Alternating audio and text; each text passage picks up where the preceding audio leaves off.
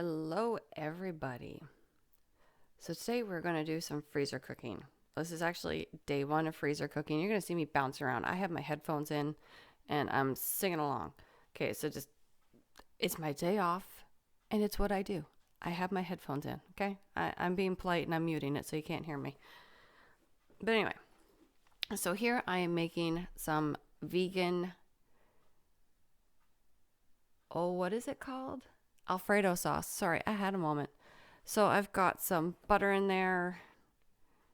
Oh, what's all in there? There is, well, right in my hand right there, that's granulated, it's mustard powder. But anyway, and we got some chives in there, nutmeg, adding some paprika, that's what that is, salt and pepper and margarine. Now I'm adding white rice flour and a little more margarine because I thought I had enough. I didn't. And then I'm going to show you what it looks like at some point. I don't know when. Got some almond milk there that's unsweetened. And then a can of coconut milk. This coconut milk is awesome. Like you can see that thick layer of cream on top. Every time I buy it, this is the one I stick with. And it's not terribly expensive. I get it in at Giant Tiger. For anyone in Canada looking for it. And I show you the brand of it in another clip. Now I'm still working on trying to find a camera angle that works good with this kitchen. Bear with me. I'll find it. Okay. So yep, spilt some. That's all right. Now all I'm going to do is let that simmer, thicken up a bit. And then I do add some almond milk to that because it's not quite enough for what I want. It still wasn't even enough, but hey, it will do the job. Then, of course, I got to get that last little bit of the coconut milk out of there, which I didn't anyway. I should have grabbed a spatula, but I didn't. But hey, it is what it is. Okay, we're going to add some almond milk to that. And just let that simmer and heat up and get thickened up. It doesn't take terribly long. Start to finish, this takes me, I think it's 5 minutes. 5, maybe 7 minutes at the most to make it. It does not take long to make Alfredo sauce.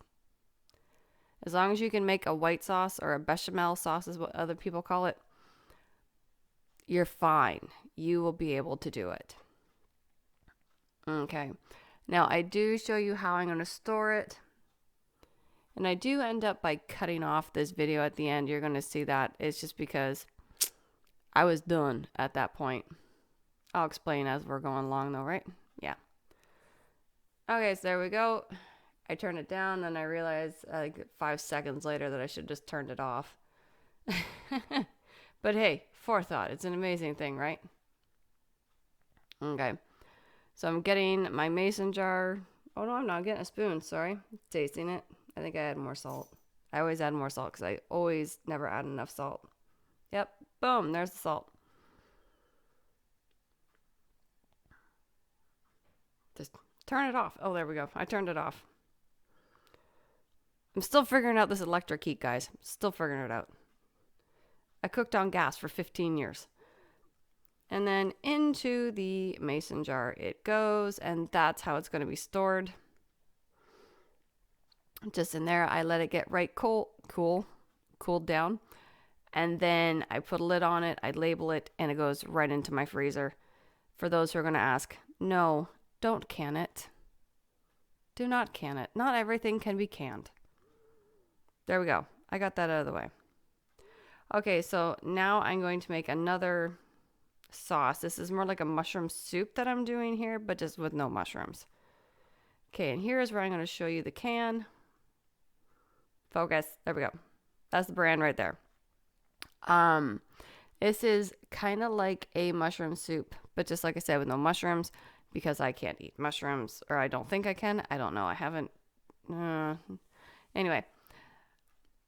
So this is going to be for a meal, which you're going to see. I'm going to start to finish. Yes, my whisk broke. Start to finish, I'm going to be doing it. I need a lot of sauce for this one. And I'm not going to thicken this one. Normally, I thicken it but I decided, yeah, just a little bit more, a little bit more. Okay, but with this time I decided not to. I don't know why. I just decided not to for some reason. So I'm getting the chunks of the coconut fat all cooked or mixed together. That was chives, black pepper, salt. I go heavy on the salt that time. Mustard powder. And then I'm like, nope. I hate those little shaker things. Just hate them. And then that, I don't know. Oh, nutmeg. That was nutmeg. Sorry, guys. I just got a bluff across my computer. Nutmeg. And then I'm just going to cook that until it's all heated up. Everything's mixed together. Give it a taste. Get my oven started. I can't remember what I put it at. I think I put it at 400. Because I'm going to cook everything that we're making. So in this way, they are literally ready cooked meals. Taste it. It needs more black pepper. But the salt was on point because I went heavy on the salt that time. And yes, I was double dipping. Water.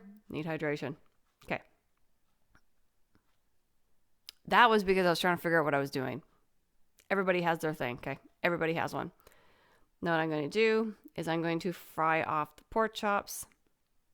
Because now I'm going to make a lot of people just cook this with 2 cans of mushroom soup. Again, okay. So here we go. I've learned to fry off the pork chops. That is like the key. And there is nothing in the pans. It's just the pans. I'm going to add a little bit of pepper on top of the... Oh, I just washed my hands. I'm going to add a little bit of pepper. No salt because there's lots of salt in the sauce. Trying to remember what I'm doing. Then I'm getting my pan. I should be getting my pan here. It has the rice in it. Nope. What am I doing? Oh, I'm cleaning up. I forgot to pause the camcorder apparently. Oh well. We'll go through it. Oh yes. I started out with this pan. I'm looking at it going, I don't think this is big enough. Then I had to switch to another pan because that one was not deep enough. There's no way it would have been. And I think that's what I'm doing right here. Oh no, I'm going to spray it. And that's when I'm going to probably realize. Yeah, there we go. Oh. There we go. Move on to a different one. I use the pan later in the day. You'll see it. Okay, and then we're going to add 1 cup of rice to the bottom of that.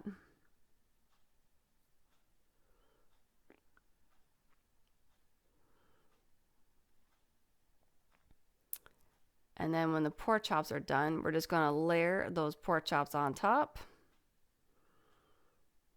I like to get the rice as even as I can sometimes. Sometimes I remember, other times I forget. I just sear them. They're not cooked remotely. They are just seared. Trying to figure out where I can put that thing. Get it out of my way.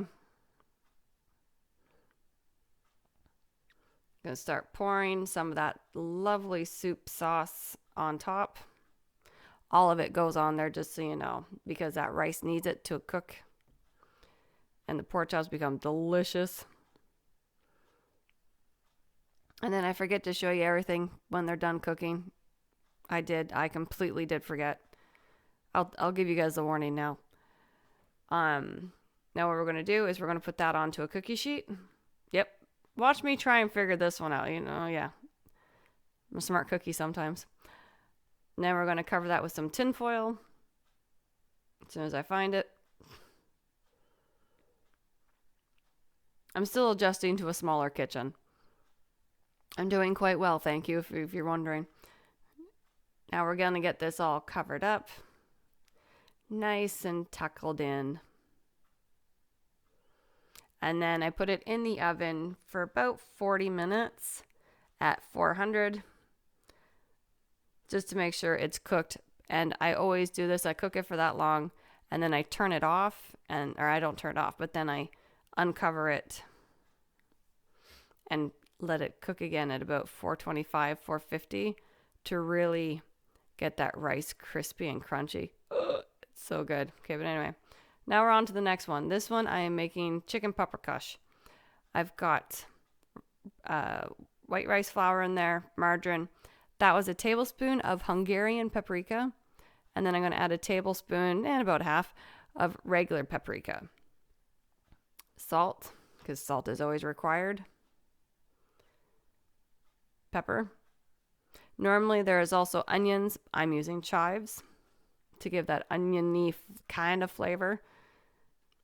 And then we're just going to mix that together, give it a little bit of a fry just to get rid of that flour flavor or taste, I guess you'd say. My battery died, had to change it out. Now we're going to add 1 can of crushed tomatoes, or actually they're called diced tomatoes. I'm learning. Diced tomatoes are crushed tomatoes in the canning world, and crushed tomatoes are tomato sauce in the canning world. Now I know. Anyway, so I realized you guys couldn't see. That seems a little better there. I didn't turn the light on full. I have it on low. Anyway, so we got 1 can of the tomatoes. I realized that's not quite enough. So I add half a can of the other. I have 2 cans there. I add another half can, and that made it just perfect. I should have been a little more careful pouring this in because I made a mess.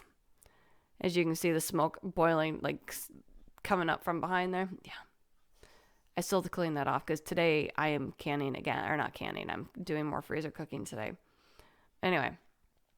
So we're going to take that. And I've already diced up my 2 chickens. I have 2 whole chickens that I chopped up to make what you're going to see here in a moment. Giving it a taste. If I remember correctly, it was gorgeous. Because it's just always gorgeous. Chicken paprika is amazing. Okay, now I'm going to fiddle with you a little bit there. There is 1 whole chicken. I'm just going to pour that right on top. You know, get on in there. Get all that sauce. Okay, and then we're going to get everything under there. Now, I have rice underneath of the chicken as well. So this is literally 1 pot meal, other than the vegetables, which they can just cook. You know, it's not difficult to grab some frozen vegetables and cook. Covering it with tin foil. And then we're going to set it to the side because I have something else in the oven. And okay, sorry about that. So that is going to go in the oven for about 40 minutes to make sure that's cooked. Now we're going to make a chicken and rice dish. This is a low FODMAP dish. It comes from the book Low FODMAP Diet, Step by Step. Amazing book for anyone who thinks they might need to follow this diet. Yes, you're going to discover, like, peppers and me. I love peppers. They're delicious. As you can see, I probably eat, like, close to an entire pepper just doing this. They didn't have a chance. But anyway, so I got the chicken in there. We've got the rice. And now we're adding peppers. I add more peppers than what the dish calls for. It's gosh, watching myself do that's hilarious. It calls for 1 green pepper and then a can of roasted peppers. I've never seen those. So I just add more fresh peppers, and then I'm adding green onions. I'm adding more than what they actually say to add. Why? Because I like them. All right. And then I had to wash my hands because I had touched the chicken. And so going over the recipe. Yes, guys, I do use cookbooks. And discovering what's all needed. Okay, I have everything that needs to go in there. Now, onto the sauce. Okay, and the sauce is pretty... Oh, my camera just turned. Anyway, the sauce is pretty... I always smell my chicken stock.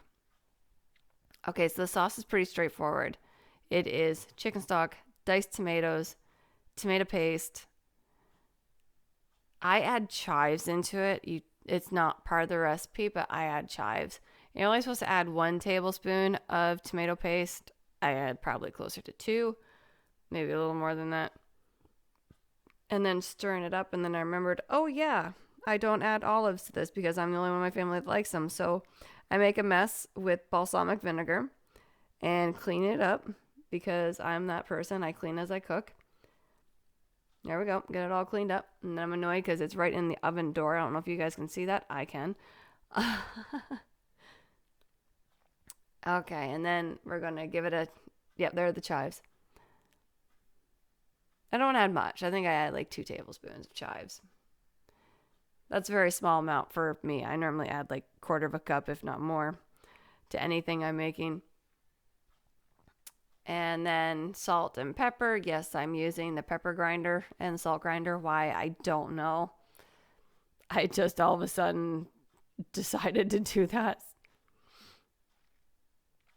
So for this dish, we have Himalayan salt and fresh cracked pepper for a frozen meal. But hey, I normally use that when we're about to sit down and eat. And that was just perfect. Oh, no, I wanted more chives. Who am I kidding? Yes, I told you I had lots of chives. Oh no, that was the chives. The first one was parsley.